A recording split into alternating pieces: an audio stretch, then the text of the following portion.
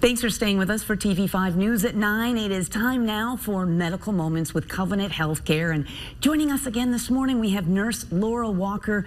We appreciate you being here. We are learning so much with our conversations. And today we are talking about Fall Prevention Awareness Month. If you could explain why fall prevention is so important, especially for older adults. So this time of year, we're transitioning into fall. So September is Fall Prevention Month. So falls are the #1 cause of injury of anyone, any age group, okay? People are injured when they fall. Unfortunately, as we start to age, we fall a little bit harder. Our bones are a little bit thinner. We're at risk for breaking things. And sometimes a fall can make a big change in your lifestyle.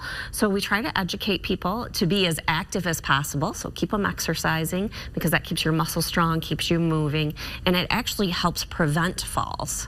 So we try to highlight that this time of year.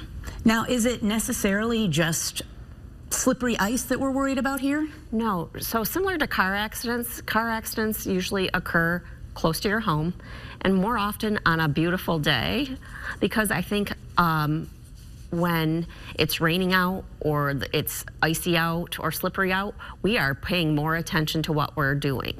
So same thing with falls, okay? If it's icy outside or if it's been raining and you know that the pavement's gonna be kind of slippery, we tend to pay more attention. Now, if it's beautiful and sunny out and we're running out to get the mail, we are not paying attention to the pothole that happens to be in front of us. So that's when it gets us. What are some steps that seniors, anyone over the age of 65 even, can take to kind of protect themselves? So I will say stay active, stay active, stay active, #1. So if you're walking every day, or maybe you bike, or even just if you're watching TV at your commercial breaks, you do some strength training exercises. Staying active will help protect you from falling. It helps keep your balance. So those are things that prevent falls. But then there's other little things, like you want to make sure that you're getting your eyes checked, because sometimes our vision changes and that can affect our depth perception and put you at risk for falling.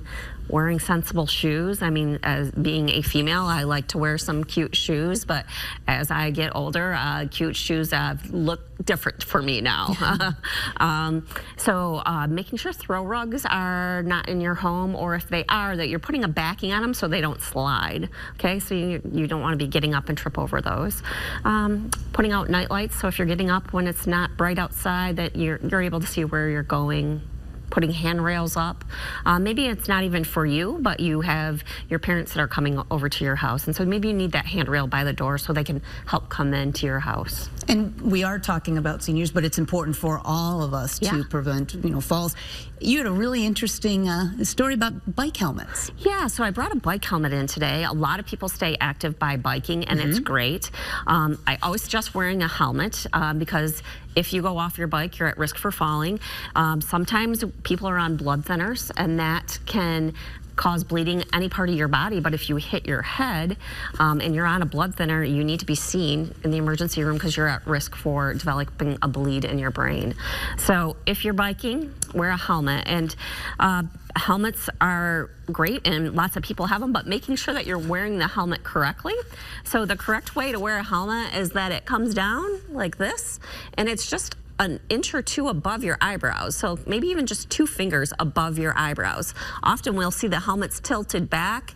We really got to protect this front part of our brain from being injured, especially if you talk about our pediatric patients. You always see kids with the bike helmet like back here.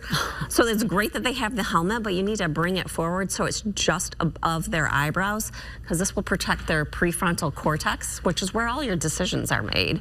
So you don't want to injure that part of your brain for sure. That's interesting too, and put a finger in there and kind of gauge it. Yep, and make sure that there's just only a little bit of a gap. Like put your fingers between their chin and the strap. You don't want anything more than that, because you want that helmet to stay in place. You want it to stay above those eyebrows and not wiggle back. And kids are going to squawk a little bit probably about that, but I will always either have them shake their head side to side and say, does the helmet move? Or I'll say, can you yawn? And if they can do that, it might feel snug at first, but they'll get used to it. That's great advice. That's a great tip. Can you yawn? All right, I like that. Anything else for summer safety that you want to talk about as we head into fall? So fall and summer are our favorite times of year to be outside. So we're doing things like the biking, the walking, making sure that you're wearing bright colors so you're easily visible. I think it's a state law as a bike rider that you ride with traffic.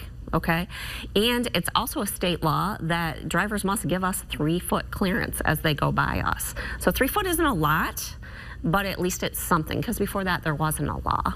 So I think that's kind of twofold. As a bike rider, be a respectful bike rider. Ride with traffic, ride on the side of the road, pay attention, don't have your earbuds in.